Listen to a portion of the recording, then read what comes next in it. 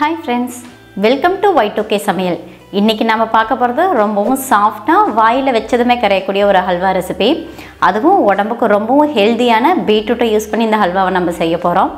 பீட்ரூட்டே பிடிக்காதுன்னு சொல்ற குழந்தைகளுக்கு இந்த மாதிரி ஹல்வா செஞ்சு கொடுத்தனா ரொம்பவும் விரும்பி சாப்பிடுவாங்க. பீட்ரூட்ல இருந்து ஜூஸ் எடுத்து அந்த ஜூஸை வச்சு தான் இந்த ஹல்வாவை நாம இன்னைக்கு செய்ய போறோம். கம்மியான இன்கிரிடியன்ட்ஸ் யூஸ் பண்ணி உடம்புக்கு ரொம்பவும் ஹெல்தியான ஹல்வா செய்யறது எப்படின்னு பார்க்கலாம். அதுக்கு முன்னாடி நம்ம சேனலை இன்னைக்கு தான் நீங்க ஃபர்ஸ்ட் டைம் பார்க்கறீங்கன்னா சேனலை சப்ஸ்கிரைப் பண்ணுங்க, கூடவே பக்கத்துல இருக்க பெல் ஐகானை கிளிக் பண்ணுங்க.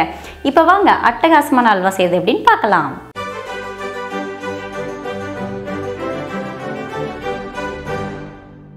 பீட்ரூட் ஹல்வா செய்யறதுக்கு ஃபர்ஸ்ட் 1/4 கிலோ அளவுக்கு இருக்கிற பீட்ரூட்டை சின்ன சின்னதாக கட் பண்ணிட்டு அதை மிக்ஸி ஜாரில் ஆட் பண்ணிக்கலாம். அது கூடவே 1 கப் அளவுக்கு தண்ணி ஆட் பண்ணிட்டு இது ஃபைன் பேஸ்ட்டாக அரைச்சி எடுத்துக்கலாம். நல்லா ஃபைன் பேஸ்ட்டாக அரைச்சதுக்கப்புறம் அந்த பீட்ரூட்டில் இருக்கிற ஜூஸை மட்டும் தனியாக ஃபில்டர் பண்ணி எடுத்துக்கோங்க. ஜூஸை தனியாக ஃபில்டர் பண்ணதுக்கப்புறம் அது கூட இன்னும் 1 கப் அளவுக்கு தண்ணி ஆட் பண்ணிக்கிங்க. மொத்தமாக இந்த ஜூஸ் வந்து 2 கப் அளவுக்கு இருக்குது.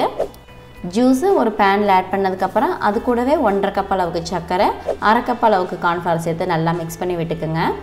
கார்ன்ஃப்ளவரை மிக்ஸ் பண்ணும்போது நல்லா கட்டி இல்லாத மாதிரி நல்லா ஈவனாக மிக்ஸ் பண்ணி விட்டுக்குங்க. சர்க்கரையும் நல்லா டிசால்வ் ஆகிற வரைக்கும் கண்டினியூஸாக மிக்ஸ் பண்ணி விட்டுக்குங்க. கார்ன்ஃப்ளவருக்கு பதிலாக நீங்கள் மைதா வேணாலும் ஆட் பண்ணிக்கலாம். நீங்கள் கார்ன்ஃப்ளவர் ஆட் பண்ணி அல்வா செய்யும்போது அல்வா நல்லா சாஃப்டாக இருக்கும். அதே மைதாவை ஆட் பண்ணி செஞ்சிங்கன்னா கொஞ்சம் கெட்டியாக இருக்கிற மாதிரி ஃபீல் ஆகும். எல்லாத்தையும் நல்லா மிக்ஸ் பண்ணியாச்சு. இதை நம்ம தனியாக எடுத்து வச்சிடலாம். அடுத்தது அல்வா செஞ்சதுக்கப்புறம் அதை ட்ரான்ஸ்ஃபர் பண்ணுறதுக்கு தேவையான ஷேப் மோல்டை ரெடி பண்ணிக்கலாம்.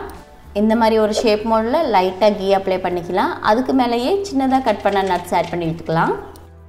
நான் வந்து பாதாமும் முந்திரியும் ஆட் பண்ணியிருக்கிறேன். உங்களுக்கு எந்த மாதிரி நட்ஸ் விருப்பமோ அந்த நட்ஸை நீங்கள் சின்ன சின்னதாக கட் பண்ணி ஆட் பண்ணிக்கிங்க.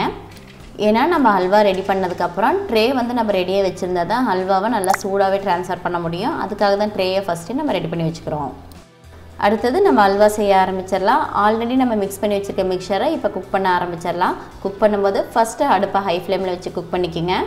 கார்ன்ஃப்ளவர் ஆட் பண்ணியிருக்கனால ஹல்வா சட்டுன்னு கெட்டியாக ஆரம்பிச்சிடும். அதனால் ஃபஸ்ட்டு கொதி வரும்போது அடுப்பை ஹை ஃப்ளேமில் வச்சுட்டு அதுக்கப்புறம் லோ ஃப்ளேமில் வச்சு குக் பண்ண ஆரம்பிச்சுக்கோங்க. அல்வா நல்லா திரண்டு வரும்போது அது கூட உங்களுக்கு தேவையான நட்ஸ் ஆட் பண்ணிவிட்டு கூடவே 1 டீஸ்பூன் அளவுக்கு ஏலக்காய் பொடியை ஆட் பண்ணிவிட்டு நல்லா மிக்ஸ் பண்ணி விட்டுக்கோங்க. பீட்ரூட்டோட பச்சை வாசனை அதே மாதிரி கார்ன்ஃப்ளவரோட பச்சை வாசனை போகிறதுக்காக நம்ம அடுப்பை லோ ஃப்ளேமில் வச்சு தான் குக் பண்ணணும். நீங்கள் தொடர்ந்து குக் பண்ணிகிட்டே இருக்கும்போது இடையிடையில தேவைப்பட்டுச்சுன்னா நெய் ஆட் பண்ணி நல்லா மிக்ஸ் பண்ணிக்கிங்க. நெய் ஆட் பண்ணாமல் கூட இந்த அல்வாவை நம்ம செய்யலாம். நான் வந்து டோட்டலாக இந்த அல்வா செய்கிறதுக்காக 2 டேபிள் ஸ்பூன் அளவுக்கு நெய்யை இடையிடையில ஆட் பண்ணியிருக்கிறேன். நம்ம செய்கிற அல்வா பேனில் கொஞ்சம் கூட ஒட்டாமல் நல்லா திரண்டு வரும். அது வரைக்கும் கண்டினியூஸாக நம்ம கையெடுக்காமல் குக் பண்ணிகிட்டே இருக்கணும். பாருங்கள், நல்லா திக்கான கன்சிஸ்டன்சியில் அல்வா ரெடியாக ஆரம்பிச்சிருச்சு. நல்லா கண்ணாடி பதத்துக்கு கெட்டியான கன்சிஸ்டன்சியில் ஹல்வா ரெடி ஆயிடுச்சு. இந்த ஸ்டேஜில் நம்ம ஸ்டவ் ஆஃப் பண்ணிடலாம். அடுத்தது இந்த மிக்சரை நம்ம ஆல்ரெடி ரெடி பண்ணி வச்சுருக்க ஷேப் மோல்டுக்கு ட்ரான்ஸ்ஃபர் பண்ணிடலாம். ஷேப் மோல்டுக்கு ட்ரான்ஸ்ஃபர் பண்ணதுக்கப்புறம் ஹல்வாவை ஈவனாக ஸ்ப்ரெட் பண்ணி விட்டுக்கலாம். உங்களுக்கு எந்த மாதிரி ஷேப் வேணும்னு நினைக்கிறீங்களோ அந்த மாதிரி இருக்கிற ஷேப் மோல்டுக்கு ட்ரான்ஸ்ஃபர் பண்ணிக்கோங்க. அடுத்தது இது அப்படியே 1/2 hour போல் ரூம் டெம்பரேச்சரில் ஆற விட்டுடலாம். ஹல்வா நல்லாவே ஆறிடுச்சு. இதை வந்து நம்ம ஒரு பிளேட்டுக்கு ட்ரான்ஸ்ஃபர் பண்ணிடலாம்.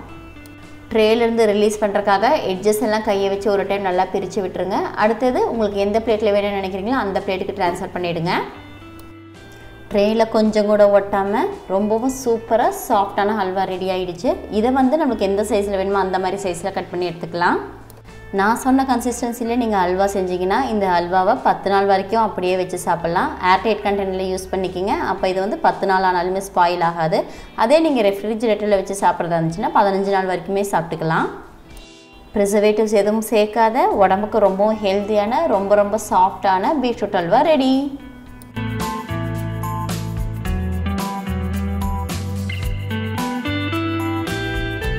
அவ்வளோதாங்க, ரொம்பவும் அட்டகாசமான உடம்புக்கு ரொம்பவும் ஹெல்த்தியான பீட்ரூட் அல்வாவை ரொம்ப ஈஸியாகவே செஞ்சுட்டோம். இந்த ரெசிபி உங்களுக்கு பிடிச்சிருந்துச்சுன்னா லைக் பண்ணுங்கள், உங்கள் ஃப்ரெண்ட்ஸ் அண்ட் ஃபேமிலிக்கு ஷேர் பண்ணுங்கள்.